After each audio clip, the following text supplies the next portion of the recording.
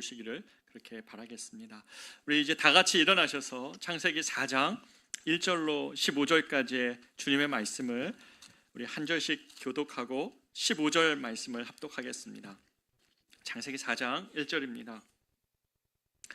아담이 그의 아내 하와와 동침하매 하와가 임신하여 가인을 낳고 이르되 내가 여호와로 말미암아 등남하였다 하니라.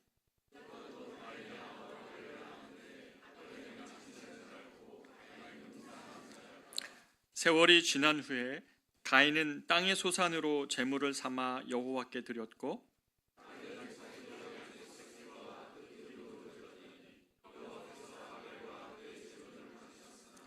가인과 그의 제물은 받지 아니하신지라. 가인이 몹시 분하여 안색이 변하니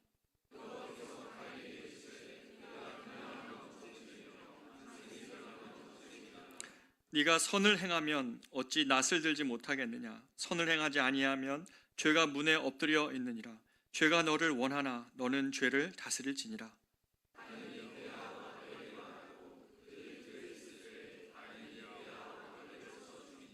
여호와께서 가인에게 이르시되 내 아우 아벨이 어디 있느냐. 그가 이르되 내가 알지 못하나이다. 내가 내 아우를 지키는 자니이까.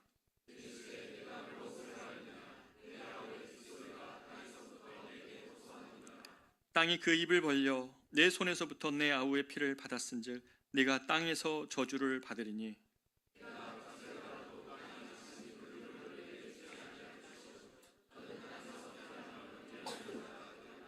가인이 여호와께 아뢰되 내 죄벌이 지기가 너무 무거우니이다.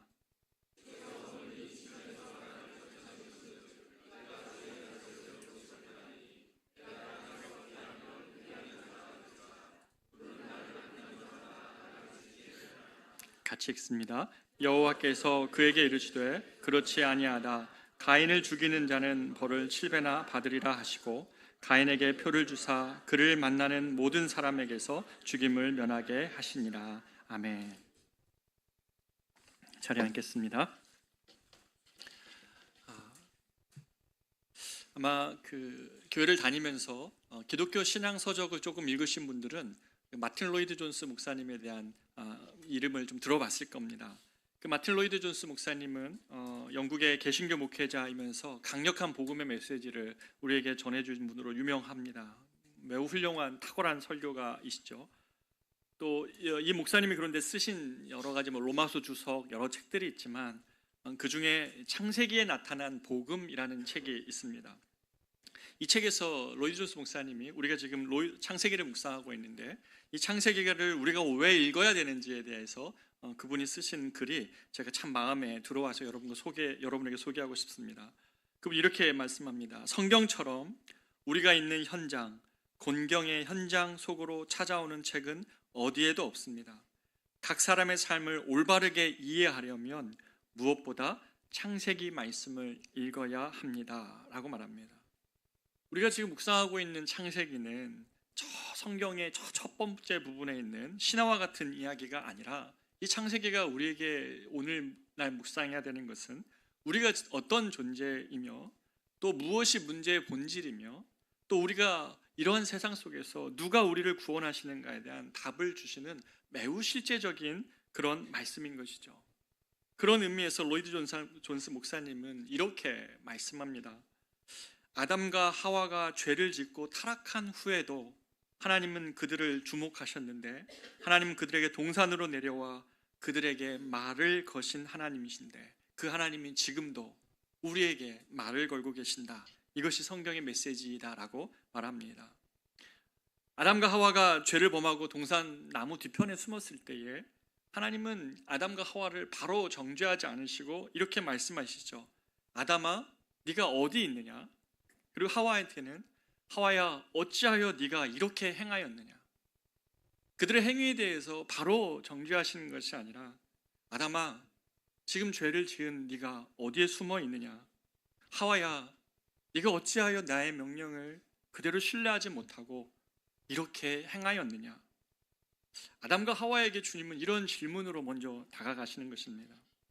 이 말씀에 아담은 이렇게 얘기했습니다. 하나님이 제게 이끌어 주신 저 여자 때문입니다. 저 여자가 권했습니다라고 분명히 그렇게 하나님과 여자에게 핑계했지만 그 구조를 조금 더 자세히 보면 아담은 이렇게 말합니다. 하나님이 금하신 것을 내가 먹었습니다. 아담은 자신의 죄를 인정합니다. 하나님이 금하신 것이었는데 내가 먹었습니다. 또 하와 역시 그렇습니다. 저 뱀이 나를 꿰었습니다 라고 분명히 핑계했지만 하와 역시 하나님이 금하신 것을 내가 먹었나이다 라고 고백을 합니다. 우리가 아담과 하와의 이야기를 최초의 범죄한 자에 대한 이야기로만 읽으면 성경의 큰 그림을 놓칩니다. 성경은 우리에게 주신 책이지만 동시에 하나님이 어떠한 분이신지에 대한 그 사실을 우리에게 가르쳐주는 책입니다. 사람이 에덴의 창조 질서를 깨고 하나님을 향한 반역을 하며 범죄하고 창조세계 전체를 무너뜨렸지만 그러한 인간을 향하여 하나님의 어떤 은혜를 베푸시는지에 대한 구원의 말씀인 것이죠.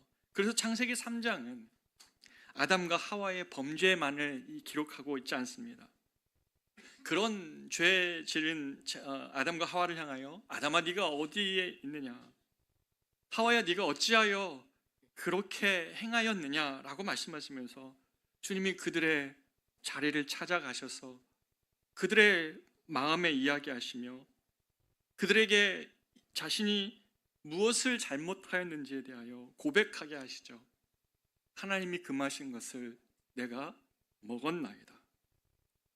하나님께 자신의 죄를 고백한 아담과 하와에게 주님은 피를 흘려서 동물의 가죽을 입혀주시고 인간의 어설픈 무화과나무 같은 것으로 자신의 수치를 가리우는 것이 아니라 나중에 십자가에서 그리스도께서 죽으심으로 하나님의 어린 양으로 자신의 죽으심으로 우리에게 영원한 의가 되시는 그 예수 그리스도를 예표하는 그 가죽옷을 아담과 하와에게 이렇게 입혀주시죠.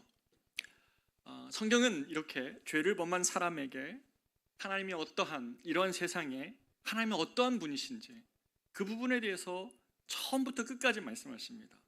그래서 우리는 성경의 모든 내용에서 복음 조각을 발견할 수 있습니다. 성경은 온통 예수 그리스도를 가리키는 이야기로 가득합니다. 그래서 예수님은 제자들에게 요한복음 5장 39절에서 이렇게 말씀하시죠. 너희가 성경에서 영생을 얻는 줄 상고하거니와 이 성경이 곧 내게 대하여 증언하는 것이다 라고 말씀하십니다. 성경의 모든 내용에는 참혹한 인간의 죄가 나타나지만 동시에 그들을 향하신 하나님의 위대하신 사랑과 구원의 이야기로 가득하다는 것입니다.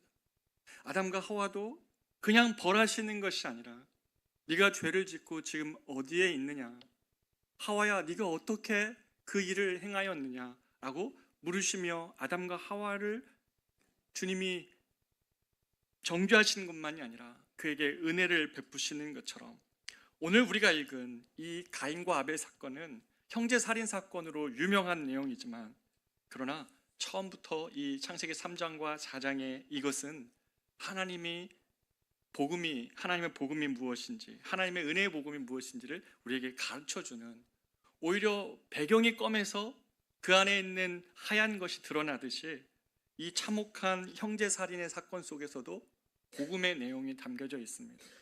이것은 오늘날 우리 세대를 향한 소망입니다. 수많은 형제를 살인하고 수많은 사람들을 향하여 마음으로든지 또 여러 가지 상황에서 서로를 죽이는 이 세상 속에서 하나님이 어떻게 이 세상을 구원하시는지에 대하여 오늘 본문은 우리에게 이야기해주고 있는 것이죠. 창세기 4장에서 복음은 어떻게 드러날까요? 그리고 이것이 어떻게 오늘 우리에게 소망이 됩니까? 1절부터 우리가 살펴보기를 원합니다. 1절에서 오늘 보면 아담이 그의 아내 하와와 동침함에 하와가 임신해서 가인을 낳았다고 말씀합니다. 아담과 하와가 이제 부부가 되어서 가인을 낳는데요. 그럴 때 이제 하와가 말을 할 때 이 가인을 낳은 후에 이렇게 말합니다. 내가 여호와로 말미암아 등남하였다 하니라 이렇게 말합니다. 하와는 그 사단의 유혹에 빠져 선악과를 따먹은 다음에 그 죄의 영향력들을 인류에 남긴 그런 여인이었습니다. 그렇죠? 그러지만 그가 내가 따먹었나이다라고 그가 이야기할 때에 하나님은 하와의 후손을 통하여 구원자가 나실 것을 예언하고 또 그 수치를 동물의 가족으로 가르우시는 그 하나님의 은혜를 하와는 입었습니다. 그들이 비록 동산에서 쫓겨나지는 책임을 져야 됐지만 하나님의 은혜가 자신들에게 임한 것을 압니다. 그렇기 때문에 창세기 2장 3장 마지막에서 죄로 인하여서 여인들이 해산을 할 때 고통이 크게 더해지는 것에 대하여 말씀하였지만 하와는 뭐라고 얘기합니까? 이 가인을 낳았을 때에 내가 죄 가운데 너무 고통하며 가인 너를 낳았다 이렇게 말하는 것이 아니라 가인 너는 내가 여호와로 말미암아 낳게 된 자녀이다라고 말하죠. 내게 주신 자녀로 가인을 바라보는 은혜의 눈이 열렸습니다. 하와는 동산에서 처음 느꼈던 것처럼 하나님이 모든 것을 나에게 주신 것이라는 사실을 깨닫습니다. 에덴에서의 시각이 회복되어짐으로 인해서 가인 너는 하나님께서 우리에게 나에게 주신 자녀이다라는 눈이 그에게 회복되었죠. 하나님의 용서와 은혜에 대한 눈이 열리면요, 우리에게 제일 먼저 일어나는 일이 바로 이겁니다. 모든 것이 주님께로부터 온 것에 대하여 눈이 뜹니다. 에덴에서의 시각이 회복이죠. 이렇게 하와는 가인을 낳았습니다. 그런데 하와는 가인뿐만 아니라 아벨도 낳은 얘기가 2절에 나오죠. 이 두 아들은 기질과 선호에 따라서 각각 자기가 다른 삶의 터전을 갖게 됩니다. 가인은 농사하는 자가 되고 아벨은 양치는 자, 히브리어 원문에 보면 작은 가축을 치는 자로 되어 있습니다. 이렇게 한 사람은 땅에서 일하고 농사하고 하나는 가축을 치는 자로 되어졌는데, 그리고 나서 이제 유명한 사건, 가인과 아벨이 제사를 드렸는데 하나님께서 가인의 제사는 거부하시고 아벨의 제사는 받으시는 이 이야기가 나옵니다. 여러분, 우리가 이 말씀을 나눌 때 우리의 궁금증은 이거죠. 왜 하나님께서 가인의 제사는 거절하셨을까? 그리고 왜 아벨의 제사만을 받으시는가? 하나님이 가인이 드린 제사가 곡식 제사여서 싫어하시고 아벨이 드린 제사가 양의 제사이기 때문에 양을 좋아하시는 주님이 아벨의 제사를 받으셨을까요? 그것은 아닐 겁니다. 그렇죠?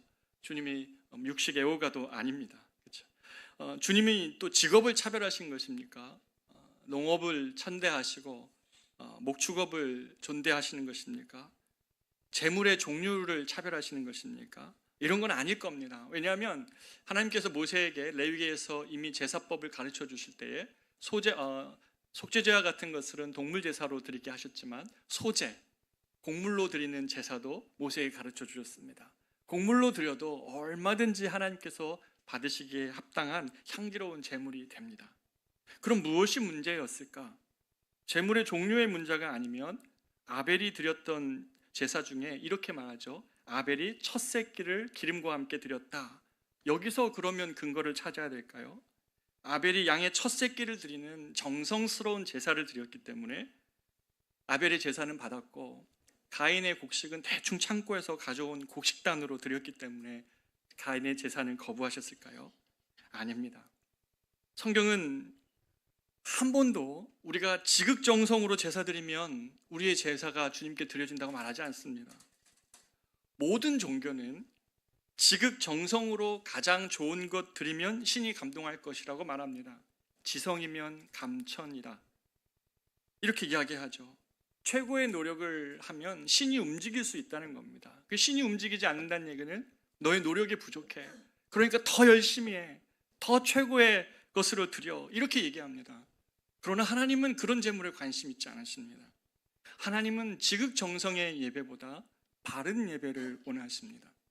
지금 가인과 아벨의 예배는 바른 예배의 문제입니다. 그래서 이 본문을 바르게 해석하려면 우리가 3절에서 한 짧은 구절을 놓쳐서는 안 됩니다. 가인과 아벨의 제사를 소개하기 전에 본문은 뭐라고 얘기하냐면 세월이 지난 후에 가인이 땅의 소산으로 제물을 드렸고 아벨은 양으로 제사를 드렸다 이렇게 말합니다. 세월이 지난 후에가 포인트입니다.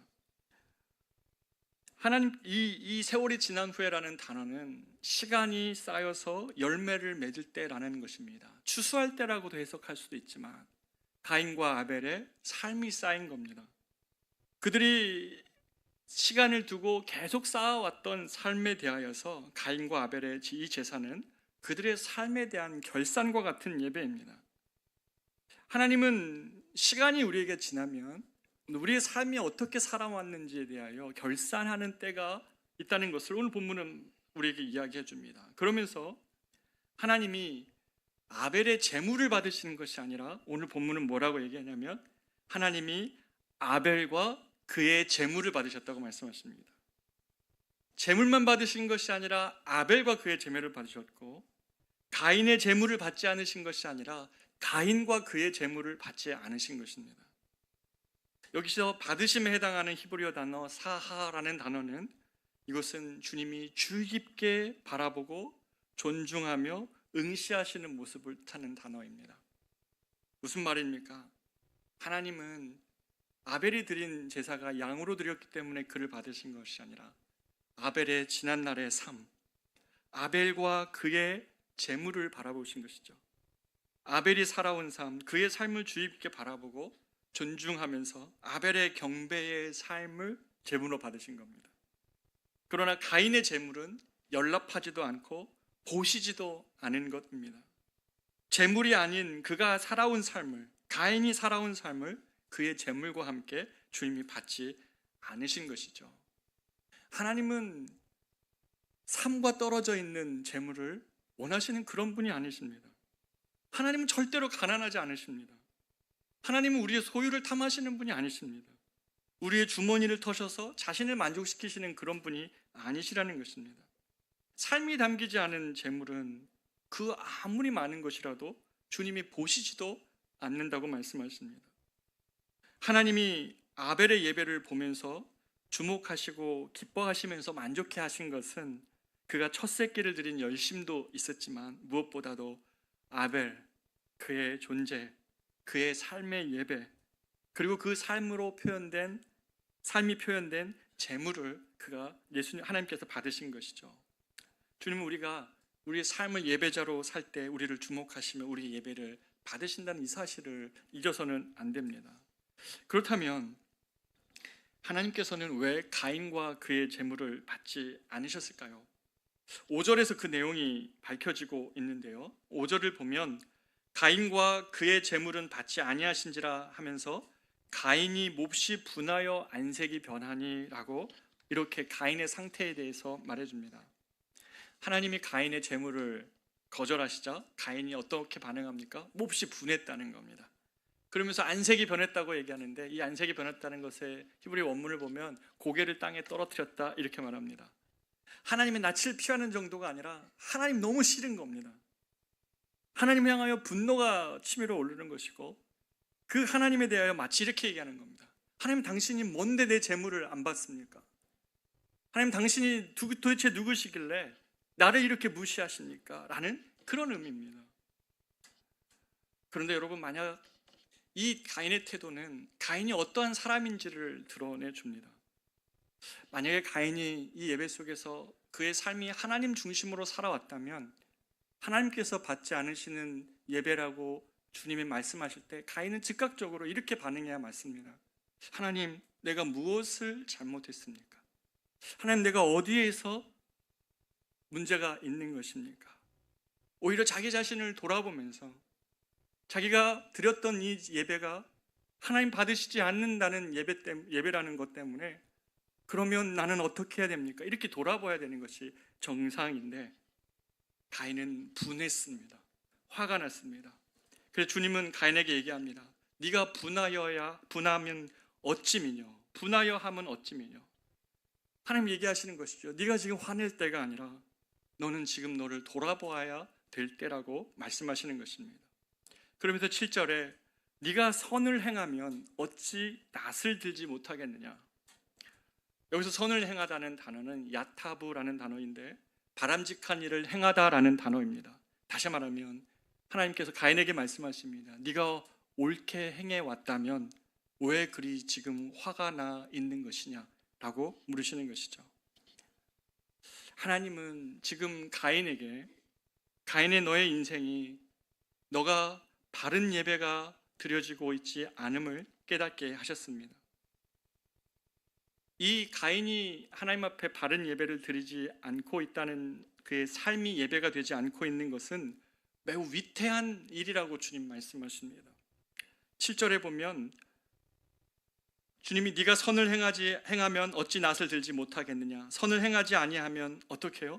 죄가 문 앞에 엎드려 있느니라. 죄가 너를 원하나 너는 죄를 다스릴지라. 어떤 상황이라는 겁니까? 삶을 예배로 드리지 않는 크리스찬이 어떤 모습이라고 말하고 있는 것입니까? 지금 너의 문 앞에 마치 죄가 웅크려 너를 삼키려고 하는 것과 비슷하다고 말합니다. 이것은 맹수가 먹이를 잡기 위해서 바짝 엎드려 있다가 가까이 오면 확 잡아먹는 것처럼 지금 네 삶은 너는 예배를 드린다고는 하지만 너의 삶이 전혀 예배자의 삶이 아니기 때문에 너는 매우 위태한데 지금 너가 문 밖에 나가면 죄가 웅크려들고 있어서 너의 문 앞에서 너를 마치 잡아먹으려고 하는 것과 같다라고 말씀하고 있는 것입니다. 하나님은 가인에게 말씀합니다. 죄가 너를 원하나 너는 죄를 다스려야 한다고 그렇게 미리 경고해 주십니다. 그러나 이 본문에서 가인은 안타깝게 죄인을 깨닫게 하고 돌이키시려는 하나님의 호의를 거절합니다. 그리고 대신 8절에서 이렇게 말씀하시죠. 이런 일이 벌어지죠. 가인이 그의 아우 아벨에게 말하고 그들이 들에 있을 때에 가인이 그의 아우 아벨을 쳐 죽이니라. 어떤 일이 벌어진 겁니까? 가인이 집이 아닌 들에서 자기 동생 아벨을 쳐 죽입니다. 8절은요, 두 번이나 그 일이 벌어진 것이 가인의 아우 아벨이라고 말합니다. 가인의 아우 아벨에게 말하고 그들이 들에 있을 때에 가인이 그의 아우 아벨을 쳐 죽이니라. 여러분, 성경 혹시 개역개정판을 갖고 계신 분이라면 8절에 가인이 그의 아우 아벨에게 말하고 옆에 숫자가 하나 붙어 있을 겁니다. 혹시 가지고 계신 분 계신가요? 좋은 성경을 사셔야 됩니다. 그래서 여러분이 거기에 보면 관주에 이렇게 되어져 있어요. 고대 역본들에 의하면 우리가 들로 나가자가 있음, 이렇게 기록되어 있습니다. 이게 무슨 말입니까? 고대 역본은 그 히브리어가 라틴어 성경으로 처음 번역되어져 있는 70인역을 의미하고 있는데, 여기에 보면 이 가장 처음 번역된 이 단어를 통해서 원본에 대하여 우리가 더 가까워졌다고 생각할 때 그 뭐라고 써 있었냐면 가인이 아벨에게 제안한 겁니다. 우리가 들로 나가자라고 말합니다. 여러분, 가인이 지금 우발적으로 죄를 짓고 있습니까? 아닙니다. 가인은 동생 아벨에게 말하면서 계획적으로 지금 아벨을 들로 데리고 나오고 있는 것입니다. 여러분, 왜 들입니까? 거기에는 사람이 없을 뿐 아니라 하나님도 안 계신 곳이라고 가인이 생각했기 때문에 그렇습니다. 사람은 하나님의 임재를 느끼면 절대로 죄를 지을 수 없지만 가인은 그래서 하나님을 부재시키고 저 들녘이라면 하나님은 안 계실 것이라고 생각하고 그곳에서 사람의 시선이 없을 때 주님도 안 보실 것이라고 생각하면서 그 가인, 자기의 동생, 그 동생 아우를 쳐 죽였다는 겁니다. 여러분, 그냥 살인한 것이 아니라 자기의 동생을 보면서 쳐서 죽인 것입니다. 이 본문의 이 내용에 쳐 죽이다는 얘기는 미완료 시제를 씁니다. 무슨 말이냐면 그는 그때 죽였을 뿐만 아니라 지금 주님 앞에서도 계속 죽이고 있는 것입니다. 마음속으로 자기의 동생을 죽이는 참혹한 일이 벌어지는 것이죠. 죄가 너의 문 앞에 웅크리고 있는데 그거 조심해야 된다, 그거 다스려야 된다 했는데 이 가인은 하나님을 향한 분노 속에서 자기 동생을 쳐 죽이는 이런 참혹한 죄를 범합니다. 아담과 하와가 선악과를 두고 있을 때 하나님이 그거 따먹지 말라고 미리 경고했지만 아담과 하와가 먹은 것처럼 네가 너의 죄에 대한 욕망을 네가 다스려야 된다고 얘기했지만 가인은 분노 속에 동생을 죽였습니다. 참혹하죠. 하나님을 향한 마음이 떠나고 하나님을 향한 분노가 생기면 죄 없는 자기 동생, 의인이었던 아벨을 쳐 죽이는 결과를 낳았습니다. 여러분, 아벨이 어떤 사람입니까? 우리는 가인과 아벨 사건에서요, 형이 동생을 죽인 것이 너무 충격적인 나머지 가인의 죄에 이렇게 집중하지만 이 본문에서는 그와 그의 재물이 연락받은 의인 아벨의 죽음도 함께 있습니다. 아벨은 어떤 존재였습니까? 그의 삶이, 그의 예배가, 그의 재물이 주님께 연락된 자였습니다. 그런데 이 사건에서 보면 창세기 3장 이후에 타락한 세상에서는 신실한 예배자들조차, 하나님이 그를 기쁘게 받으셨던 자들조차 죽는 일들이 발생한다는 것을 보여줍니다. 아벨이 그랬고, 신실한 복음 전도자 스데반도 돌에 맞아 순교했고, 예수님께서도 죄인들에 의해 십자가에 달려 죽지 않으셨습니까? 악인이 득세하고 의인이 죽임을 당하는 일은 이 세상이 깨어졌을 때, 인간이 죄를 범하였을 때 하나님의 다스림을 떠난 세상이 보여주는 특징이기도 합니다. 창세기 4장은 이렇게 정말 의인조차 악인에 의하여 희생당하는 이러한 깨어진 세상을 보여줍니다. 그런데 만약에 여러분, 창세기가 이 죄의 참혹함만을 보여주고자 이 가인과 아벨 사건을 기록했다면 가인 이야기는 8절에서 끝나면 됩니다. 가인이 그의 동생 아울을 하나님을 향한 분노 속에서 죄 없는 자기 동생을 향하여 그 분노를 대신 쏟아서 그 동생을 죽인 이야기로 끝나면 됩니다. 그러나 가인 이야기는 여기서 끝나지 않고 9절이 이어집니다. 나무 뒤에 숨었던 하와에게 하나님이 찾아오신 것처럼 하나님이 가인에게, 이 피 묻은 손으로 들판에 서 있는 가인에게 주님이 찾아오신 이야기입니다. 성경은 이 이야기입니다. 너희들의 죄는 가인과 같지만 하나님은 그런 가인을 향하여서 찾아오시는 이야기입니다. 하나님께서는 이런 가인에게 물으시는 것이죠. 여호와께서 가인에게 이르시되 9절에서요, 내 아우 아벨이 어디 있느냐? 하나님이 지금 모르셔서 물으시는 겁니까? 아니죠. 가인은 사람 없는 들판이라면 동생 죽인 것을 하나님도 모르실 거라고 생각하지만 하나님은 아시죠. 알면서 가인에게 지금 물으시는 겁니다. 네 동생 딱 집어서 너의 동생 아벨이 어디 있느냐고 말씀하십니다. 하나님이 이렇게 물으시는 것은 지금 가인이 자신이 지은 죄가 무엇인지를 그 스스로 깨닫게 하기를 주님이 원하시는 것입니다. 그가 스스로 자신의 죄에 대하여 인식할 수 있도록 하나님이 질문을 던지시는 것이죠. 네 아우 아벨이 어디에 있느냐?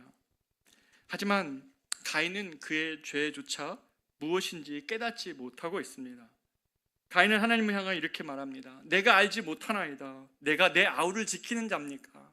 언제 나한테 아우를 지키라고 했습니까? 라고 하면서 하나님을 향하여 분노하고 있는 것입니다. 그러자 하나님은 말씀하십니다. 10절에서 이르시되 네가 무엇을 하려느냐? 네 아우의 핏소리가 땅에서부터 내게 호소하고 있느니라고 말씀하십니다. 여기서 땅이 호소한다. 이것은 무슨 말이냐면 히브리어 능동태 분사로 쓰면서 아벨이 피 흘린 것, 네가 아벨을 쳐 죽여서 아벨의 피가 땅에 쏟아졌는데 그 땅이 아벨의 억울한 죽음에 대하여 나에게 계속 호소하고 있다고 말합니다. 아벨은 착각했죠. 가인은 착각했죠. 하나님이 안 계신 것처럼 들에서 내가 그를 죽이면 아무도 모를 거라고 얘기했지만 천지가 인간의 죄에 대하여 호소하고 있다고, 땅이 사람의 피 흘림에 대하여 내게 호소하고 있다고 주님이 말씀하고 계시는 것입니다. 인간은, 저와 여러분은 하나님을 의식하지 않으면 이렇게 아무도 모를 거라고 생각하는 죄 속에 살지만 주님은 가인이 아벨의 피를 흘린 것이 땅이 호소하고 있는 것으로 주님은 가인에게 직면하셨습니다. 하나님 이렇게 말씀하시는 겁니다.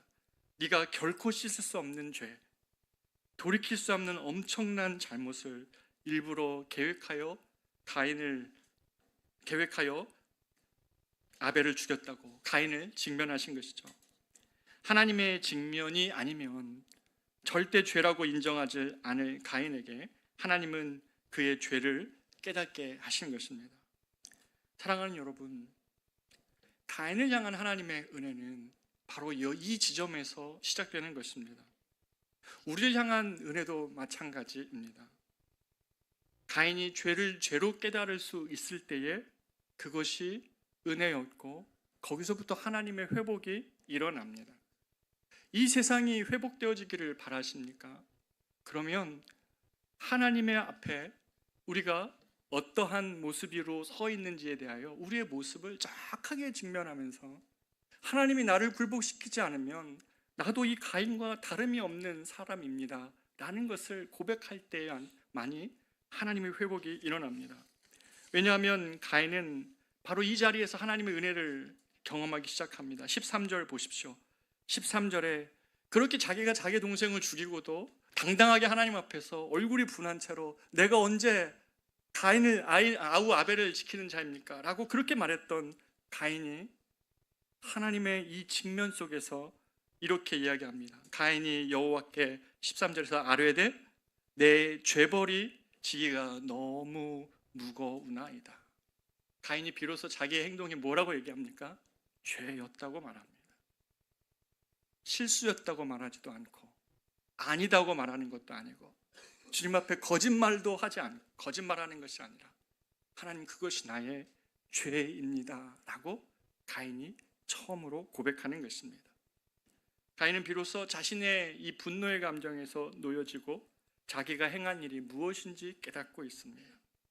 자신이 행한 일을 죄, 히브리어 아본이라는 단어로 하나님 앞에 정확하게 고백하고 있는 것이죠. 하나님이 우리의 상태를 깨닫게 하고 보게 하시는 것은 은혜입니다. 가인은 하나님께 내가 그 죄에 대한 벌을 지기가 감당할 수 없을 만큼 씻을 수 없는 죄를 지었습니다라고 회개하고 있는 것입니다. 그래서 14절에서 이 가인은 하나님께 죄를 깨닫고 회개하는 자의 모습이 무엇인지를 보여줍니다. 14절에 보면 주께서 오늘 이 지면에서 나를 쫓아내시온즉 내가 주의 낯을 배웁지 못하리니 내가 땅에서 피하여 유리하는 자가 될지라 물은 나를 만나는 자마다 나를 죽이겠나이다. 가인은 자신이 지은 죄의 무서움을 깨닫고 주님이 땅에서 나를 유리하게 하신다면 그것이 당신의 뜻이라면 그것을 받아들입니다. 네, 제가 죄를 지었습니다. 주님 당신의 유리하게 하시는 그 일을 내가 받아들입니다. 그러면서 얘기합니다. 나를 만나는 자마다 나를 죽이려 하는 것이 합당합니다. 나는 죽을 수밖에 없는 죄를 지었다고 회개의 고백을 가인이 합니다. 사랑하는 여러분, 하나님이 우리에게 죄를 직면하실 때에 우리에게 하시는 일은 우리를 후회하게 하시지 않습니다. 사람은 후회를 합니다. 그러면서 그때 죄를 짓지 않았어야 됐는데 라고 하면서 자신의 행동에 대해서 회개를 하죠. 후회를 하죠. 그리고 다시는 죄를 짓지 않아야 된다고 말하면서 결심을 합니다. 여러분, 후회와 결심 사이 여러분 얼마나 많이 해보셨어요? 저도 정말 많이 해봤습니다. 우리가 우리 자신에 대하여 후회하고 결심하는 일이 얼마나 그러나 미약한지를 우리는 너무나 잘 압니다. 후회와 결단만으로는 아무런 변화가 안 일어납니다. 참된 소망은 언제 일어납니까? 하나님이 죄를 깨닫게 하실 때입니다.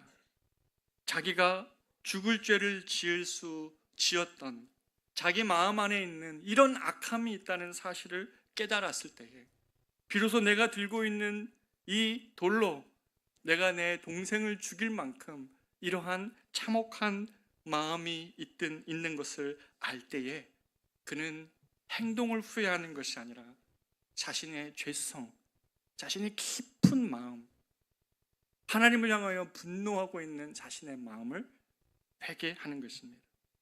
자신 안에 있는 죄의 무서움을 보면서 하나님께 죄를 지었음을 깨닫는 것입니다. 그럴 때 우리는 후회가 아닌 주님의 용서를 구합니다. 하나님을 향하여 용서를 구하지 않고 그때 내가 잘못했어, 다시는 그러지 않아야 되지 라고 결단하는 것이 아니라 주님 앞에 손을 다 내놓고 주여 내가 죽을 죄를 지었습니다. 주님 나를 용서하여 주시옵소서. 하나님은 가인을 포기하지 않으시고 이 지점까지 데려가십니다. 가인이 동생을 죽였다고 그를 바로 심판하시는 것이 아니라 들에서 번개를 보내서 가인을 그 자리에서 그를 죽게 하시는 것이 아니라 가인이 스스로 자신의 죄를 깨닫고 하나님의 용서가 아니면 어쩔 수 없는 자기 자신에 대하여 고백하게 하시는 것이죠. 주님은 우리에게 모두 이렇게 말씀하십니다. 요한일서 1장 9절. 만일 우리가 우리 죄를 자백하면 그는 미쁘시고 의로우사 우리 죄를 사하시고 우리를 모든 불의에서 깨끗하게 하실 것이요. 하나님은 이런 회개하는 가인에게 15절에서 생명의 표를 주사 죽임을 면케하셨습니다. 가인은 자기의 죄조차도 깨닫지 못했던 존재였으나 하나님 앞에 회개했을 때 하나님은 가인의 생명을 보존하셨습니다. 사랑하는 여러분, 이러한 은혜를 입었던 가인, 하나님의 이 은혜를 입었던 가인은 여호와 앞을 떠나 노 땅에 거주합니다. 16절에. 그런데 17절에 이 가인이 하나님의 은혜를 참으로 깨달은 날부터 그가 17절에 이렇게 고백합니다. 이런 일이 벌어집니다.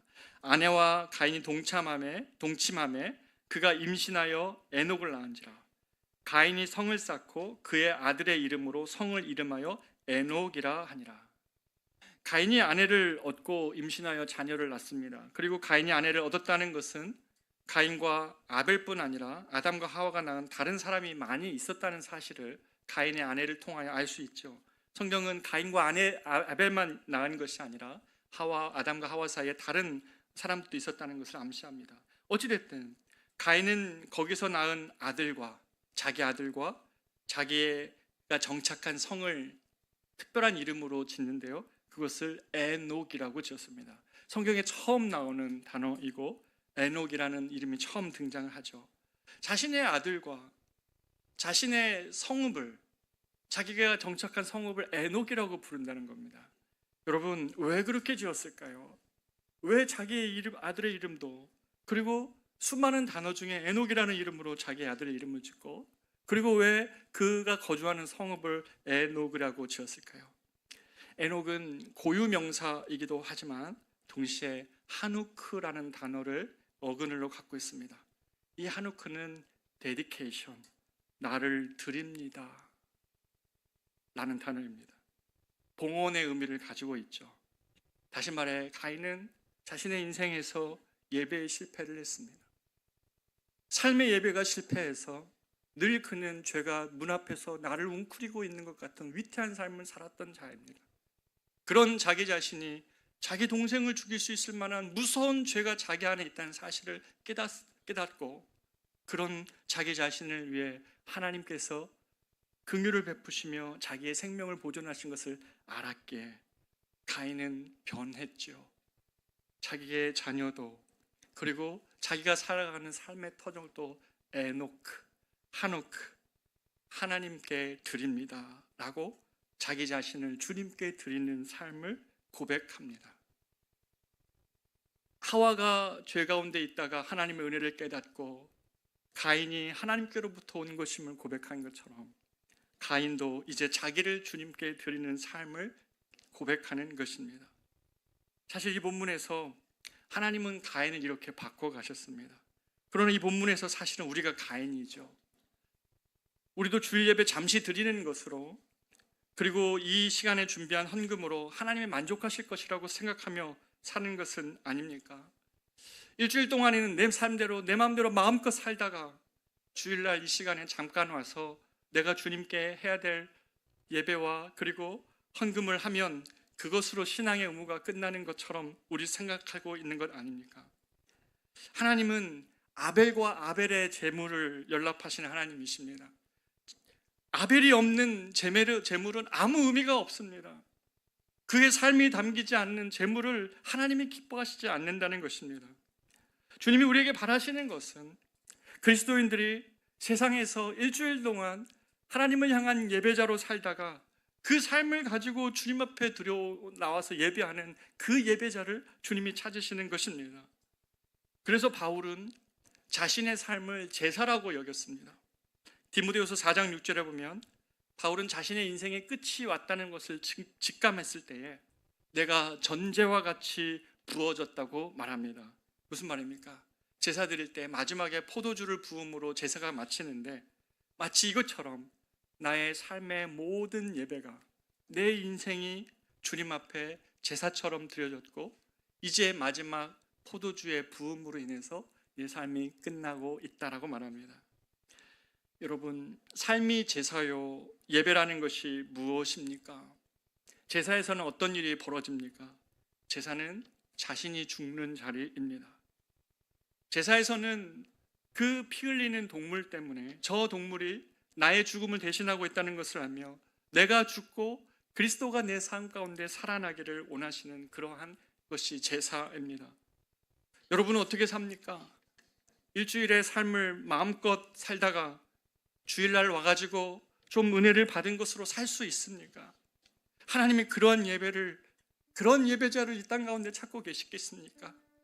하나님이 이 땅에서 지금 드려지는 크리스찬들의 모습 속에서 이러한 모습을 보고 계실까요?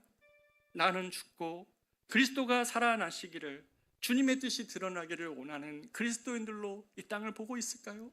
저 여러분을 보고 있을까요? 가인처럼 평생 예배를 드렸지만 하나님이 그 예배를 한 번도 받아본 적이 없다고 말하신다면 저 여러분은 어떻습니까? 여러분과 여러분의 재물을 받으시는 주님 앞에 여러분은 예배자이십니다. 오늘 본문은 우리에게 하나님이 이러한 참된 예배자를 찾고 계심을 말씀하고 계십니다.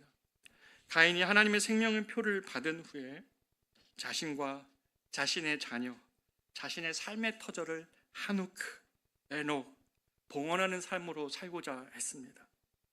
주님의 은혜는 가인의 참혹한 죄를 드러내시는 것만의 목적이 아니라 그런 참혹한 실패자를 어떻게 마음이 가난한 예배자로, 그 마음이 상한 예배자로 그의 죄를 깨닫게 하시고 회개하시며 새 생명의 삶을 살게 하시는 분이신지를 보여주고 있습니다. 사랑하는 여러분, 하누크, 그런 하나님께 내 삶을 드립니다라는 예배자의 삶을 살고 있습니까? 구약의 이 하나님이 오늘 우리의 하나님이십니다. 아담과 하와에게 가인이 찾아오신 하나님은 오늘도 상한 심령의 예배자를 찾으십니다. 나는 죽고 그리스도만이 드러나기를 원하시는, 주님의 뜻이 우리를 통해 드러나기를 원하시는 참된 예배자를 찾고 계십니다. 하나님께서 지금 이 땅에서 찾으시는 것은 바로 이러한 예배자들입니다. 하나님께서 지금 이 자리에서 찾으시는 것도 마찬가지입니다.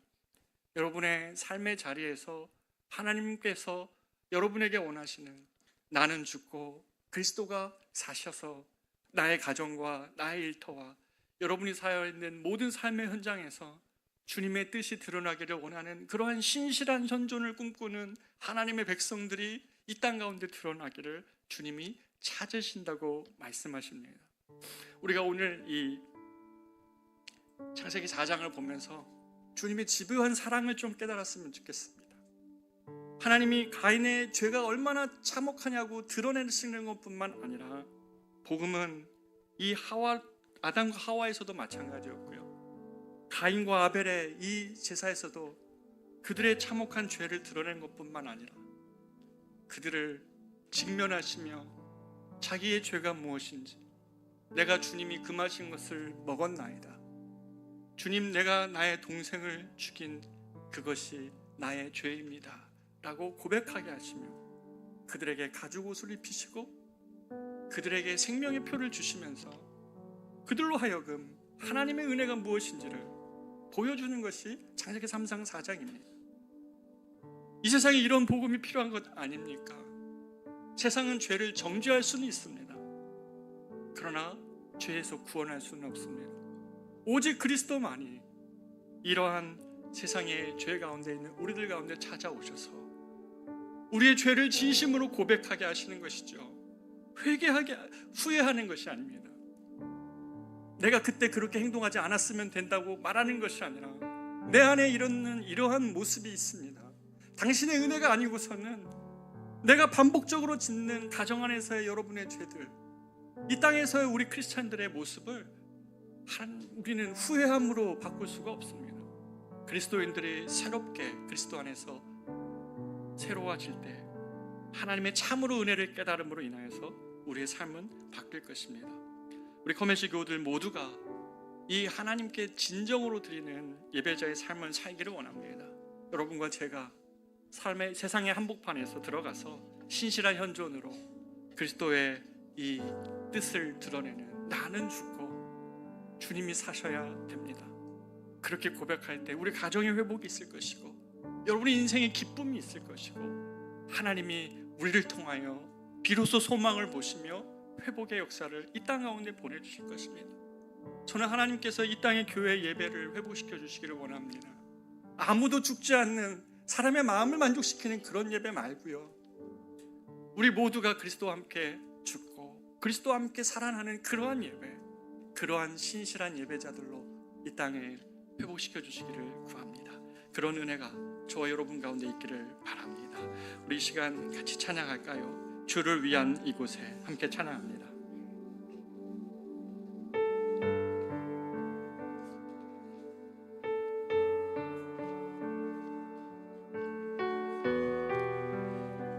주를 위한 이곳에 함께 찬양합니다. 주를 위한 이곳에 예배하는 자들 중에 그가 찾는 이 없어 주님께서 슬퍼하시네. 주님이 찾으시는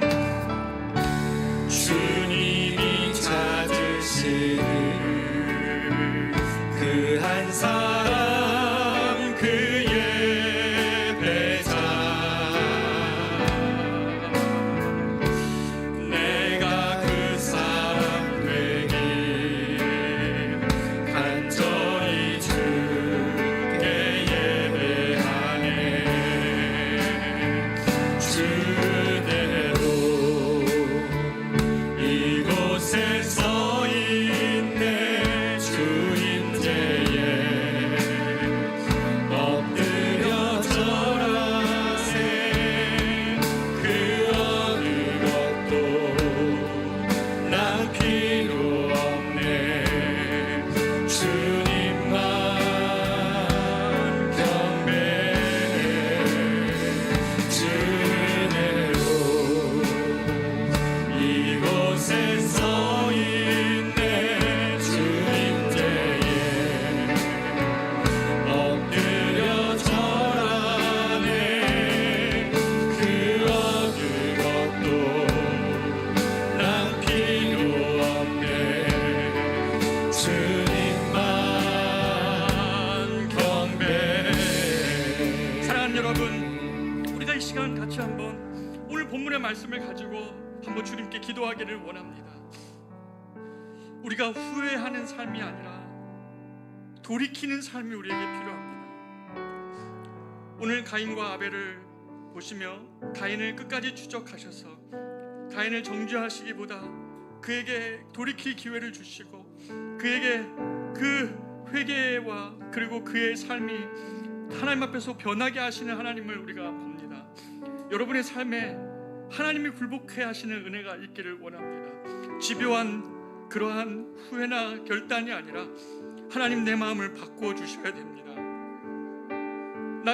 나의 삶이 주님을 향한 예배자가 되지 않으면 저 죄가 늘 내 문 앞에서 웅크려서 나를 삼키는 것 같은 이런 위태로운 형국을 나는 가정에서 삶에서 날마다 경험합니다. 주여, 나를 바꾸어 주셔서 나는 죽고 그리스도가 사는 삶, 하나님의 삶으로 우리의 가정을, 나의 인생을, 하나님 우리의 이 땅을 바꾸어 주십시오. 신실한 예배자가 주님을 찾으신다면 그 한 사람 내가 되기를 원합니다. 우리가 이런 마음으로 주 앞에 나아가 기도하기를 원합니다. 기도하겠습니다. 하나님 아버지, 창세기 4장을 통하여 우리 성도들과 하나님 이 가인과 아벨을 향하신 하나님의 사랑과 하나님의 은혜와 하나님의 용서하심과 하나님의 저들을 향한 하나님의 우리가 아버지를 기도하였사나이다. 우리의 삶을 예배로 인도하지 않는다면 아버지 하나님 우리의 삶은 언제나 우리가 우리의